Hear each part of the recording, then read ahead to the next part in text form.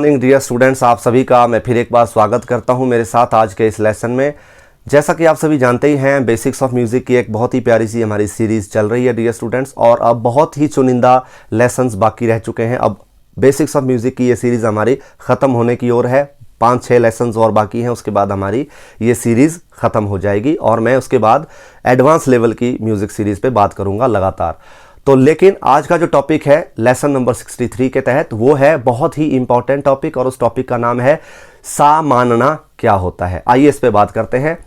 Dear students, आपको याद होगा कि बेसिक्स ऑफ म्यूजिक की इस श्रृंखला में मैंने आपके साथ में सा से रिलेटेड 3 लेसन्स आपको बताए हैं। पहला था सा लगाना या सा भरना क्या होता है, दूसरा था सा लगाने के तरीके क्या होते हैं, सा किस तरह से लगाया जाता है, और तीसरा मैंने आपको बताया था कि आधार स्वर सा क्या होता है, सा को आधार स्वर क्यों कहा जाता है। आज सा से जुड़ा हुआ एक चौथा लेसन आपको दे रहा हूं कि सा को सा मानना क्या होता है। जी हाँ डियर स्टूडेंट्स, सा को सा मानना। अब आप सोच रहे होंगे कि सा तो सा है, उसको भी क्या माना जाता है, तो जी हाँ डियर स्टूडेंट्स, इसका आंसर है सा को भी हम मानते हैं।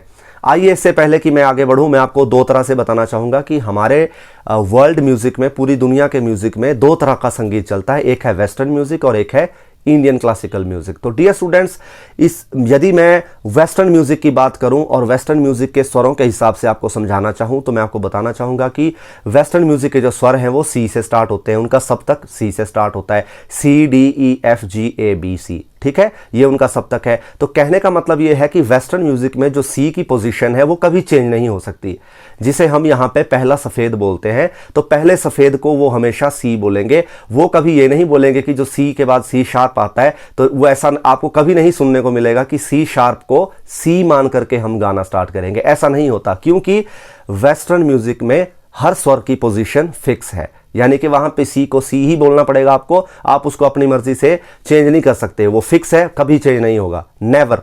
अलग बात है कि ऑक्टेव के हिसाब से वो ऑक्टेव पूरा होगा तो ऊपर फिर सी आ जाएगा, या नीचे आप जाएंगे तो फिर सी आएगा, लेकिन सी की जो पोजीशन है वो पहला सफेद ही रहेगी वेस्टर्न म्यूजिक में। और उसके बाद जो सी शार्प आएगा वो सी शार्प ही रहेगा, डी ही रहेगा, डी शार्प रहेगा। तो आप ये नहीं कर सकते कि चलिए जी मैं आज जो है डी शार्प को सी मान करके गा रहा हूं, ऐसा नहीं होता। ये वेस्टर्न म्यूजिक में कॉन्सेप्ट ही नहीं है। हमारे यहाँ पे इंडियन क्लासिकल म्यूजिक में डियर स्टूडेंट्स, आप जानते ही हैं कि एक सप्तक में 12 स्वर होते हैं, और शुद्ध और कोमल और तीव्र सभी स्वरों को मिलाकर के 12 स्वरों का एक परिवार है एक सप्तक के अंतर्गत। तो अब यहां पे मैं आपको बताऊंगा कि हमारे यहां पे क्या कॉन्सेप्ट है कि हम सप्तक के इन 12 के 12 स्वरों में से किसी भी स्वर को सा मान करके अपना गायन वादन कर सकते हैं। और हम सा मानते क्यों हैं, प्रश्न यहां पे ये खड़ा होता है।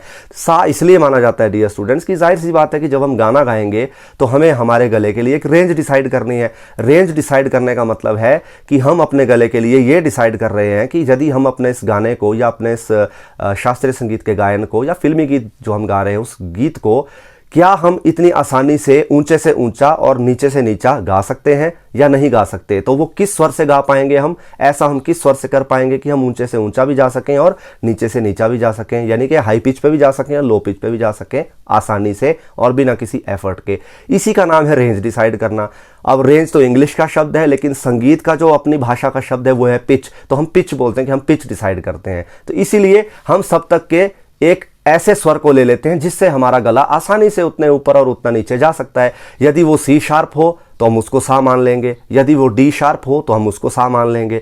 यदि हमारा गला आसानी से उस रेंज में, उस पिच में जाएगा तो हम एफ को, एफ शार्प को भी सा मान सकते हैं। तो हमारे यहाँ पे इंडियन म्यूजिक में सप्तक के 12 स्वरों में से या 12 सेमीटोन्स में से किसी भी सेमीटोन को या किसी भी स्वर को सा मानने की परंपरा है, हम उसको सा मान सकते हैं। तो क्या इस हिसाब से हम ये भी कह सकते हैं कि आप पूछ सकते हैं कि सर, क्या आपके मन में ये सवाल आ रहा होगा सर कि क्या इसका मतलब कि जो सप्तक के 12 स्वर हैं क्या वो सभी सा हैं? जी हाँ डियर स्टूडेंट्स, सप्तक के सभी स्वर सा हैं, लेकिन केवल और केवल उस कंडीशन में जब हम उन सभी 12 के 12 स्वरों को आरोह अवरोह के रूप में, अपने गायन के रूप में जो है अलग अलग पिच के रूप में जो है डिसाइड करेंगे तब। अदरवाइज तो सा सा ही है। अब जैसे मान लीजिए हमारे यहाँ पे सी शार्प जो वेस्टर्न म्यूजिक में है, हम उसको सा मान करके, क्या हम उसको सा मान सकते हैं? बिल्कुल हम उसको मान सकते हैं। अब उसको सा मानेंगे तो कोमल रे आएगा, फिर क्रम तो वही रहेगा सभी स्वरों का, कोमल रे आएगा, फिर शुद्ध रे आएगा, फिर कोमल ग, शुद्ध ग, क्रम कभी चेंज नहीं होगा। हमारे यहाँ भी क्रम चेंज नहीं होता, वेस्टर्न में तो होता ही नहीं है।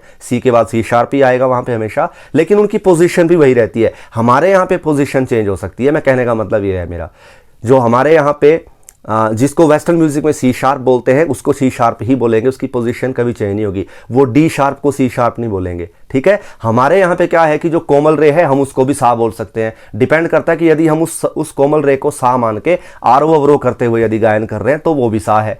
कोमल ग को भी हम सा बोल सकते हैं। तो सप्तक के सभी 12 स्वर हमारे यहाँ पे सा हो सकते हैं। क्यों? क्योंकि हमें अपने गले की रेंज डिसाइड करनी है। अलग अलग गीतों में जो है अलग अलग स्वर को सा मान करके जो है गायन वादन किया जाता है, जैसा कि सबसे ज्यादा हमें बॉलीवुड के सॉन्ग्स में देखने को मिलता है।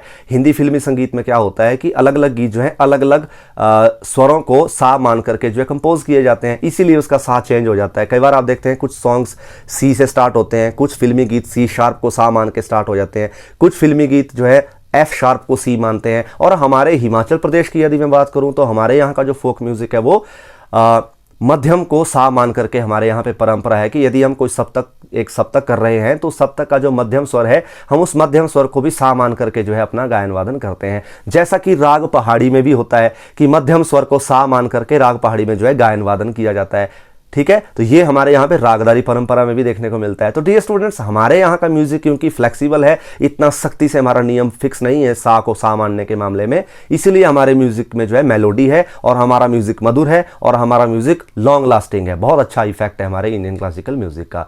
ये भी एक कारण है कि हम किसी भी स्वर को सा मान करके जो अलग अलग डिजाइन करते हैं क्रिएट, उससे हमारे संगीत की जो रौनक है वो और बढ़ जाती है। तो डियर स्टूडेंट्स, आज हमने क्या सीखा कि सा को सा मानना भी एक प्रोसेस है हमारे म्यूजिक में। जी हाँ, सा तो सा है, लेकिन क्या सा को हम भी अपनी मर्जी से सा मान सकते हैं? जी हाँ, हम मान सकते हैं, पूरी छूट है, लेकिन डिपेंड करता है कि आपकी वो रेंज उस वक्त के लिए क्या है। तो उस वक्त के लिए आपका सा जो है वो हो जाएगा।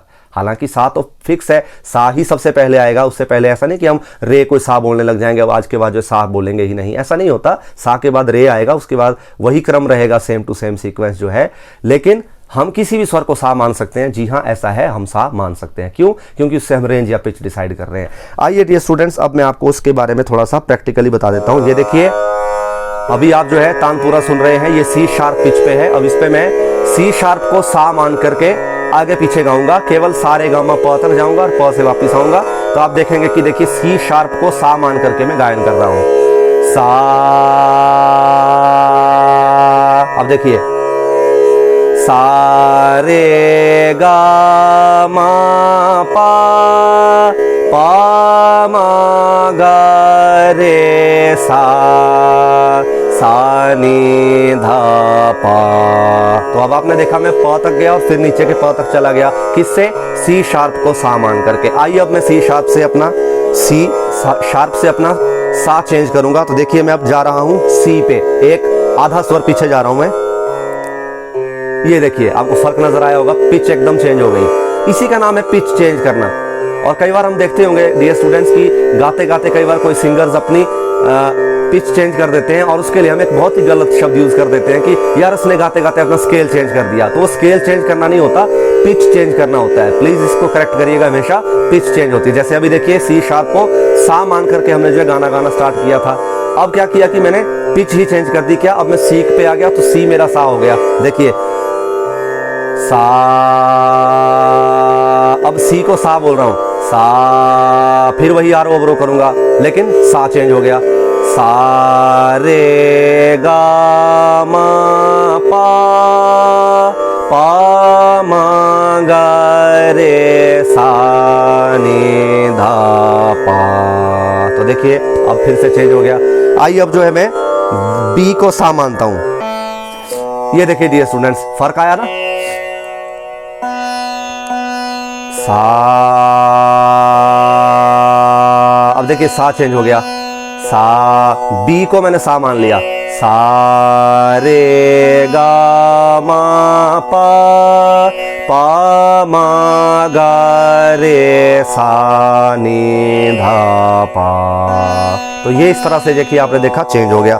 आइए अब एक स्वर को और चेंज कर लेते हैं। बी के बाद अब हम सीधा सी शार्प से ऊपर डी पे चले जाते हैं। ये देखिए एकदम से पिच आपको चेंज मिलेगी सुनने को। सुनिए, सा, अब देखिए सा रे गा मा पा, पा मा गा रे सा डियर स्टूडेंट्स अब देखिए, अब मैं ई को सा मानूंगा, 2 हाफ नोट और ऊपर चला गया मैं, तो ई को सा मानूंगा, आ सा। अब देखिए कितना ऊंचा हो गया मेरा सा, ई को सा मान रहा हूं मैं, सा रे गा मा पा मा गा रे सा नी धा पा गा। तो इस तरह से कल आपको याद होगा, मैंने आपको एक लेसन में बताया था कि लग जा गले सॉन्ग जो है वो ई को सा मान करके मैंने गाया था, ठीक है। तो ये होता है सा मानना, तो ई है ये स्वर जिसको मैंने सा माना, तो इसको सा मान करके क्या नोटेशन बन रही थी उस सॉन्ग की, सा लग जा सा पा गा। तो इस तरह से डियर स्टूडेंट्स जो है अपना सा चेंज हो जाता है, तो गाने का नोटेशन भी हमारा थोड़ा सा चेंज हो जाता है। तो देखिए इसको सा मान रहा हूं, तो मेरी नोटेशन क्या हो रही है, पा गा। इस तरह से हम जो है समझेंगे कि सा मानना क्या होता है। तो डियर स्टूडेंट्स ये था सा मानना, आपने देख लिया अच्छे से कि सा मानना क्या होता है। राग में भी हमें कहाँ देखने को मिलता है सा को सा मान करके सा को चेंज करना। जैसे राग पहाड़ी में ये परंपरा है कि सप्तक में जो मध्यम स्वर है तो मध्यम को हम सा मान के जो है पहाड़ी का गायन करते हैं। और भी ऐसे गीत हैं जिनको हम ऐसा करते हैं, जैसे राग भैरवी है, उसमें भी कई बार हम जो है कोई यदि फोक सॉन्ग गा रहे हैं या थोड़ा सा ऊंचा लेना चाहें तो हम एफ शार्प जिसको हम बोलते हैं मध्यम स्वर, तो उसको हम जो है सा मान करके गायन वादन कर सकते हैं अपना। तो ऐसा भी देखा जाता है। राग पीलू में भी ऐसा देखा जाता है कि मध्यम स्वर को हम सा मान करके अपना गायन वादन करते हैं। तो ऐसी परंपरा है। तो यहाँ पे आपने क्या देखा कि मध्यम स्वर तो म था, क्या उसको भी चेंज कर सकते हैं? जी हाँ, रागधारी परंपरा में भी वो चेंज हो जाता है। राग पहाड़ी में, राग पीलू में, भैरवी में कई बार हम मध्यम को सा मान करके भी अपना गायन वादन करते हैं। तो ऐसा भी देखने को मिलता है। तो ये था डियर स्टूडेंट, सा को सा मानना क्या होता है और सा मानना कितना इंपॉर्टेंट है, ये आज मैंने आपके साथ डिस्कस किया। उम्मीद करता हूं आपको आज का ये लेसन बहुत अच्छे से समझ आया होगा। नहीं भी आया होगा तो कोई बात नहीं, विज्ञान का सहारा लीजिए। आजकल हम टेक्नोलॉजी के युग में रह रहे हैं। आप इस वीडियो को बार बार रिवाइंड कीजिए, समझिए, सीखिए, परखिए और आगे बढ़िए। अब आपसे विदा लेता हूं। Bye bye and have a musical day.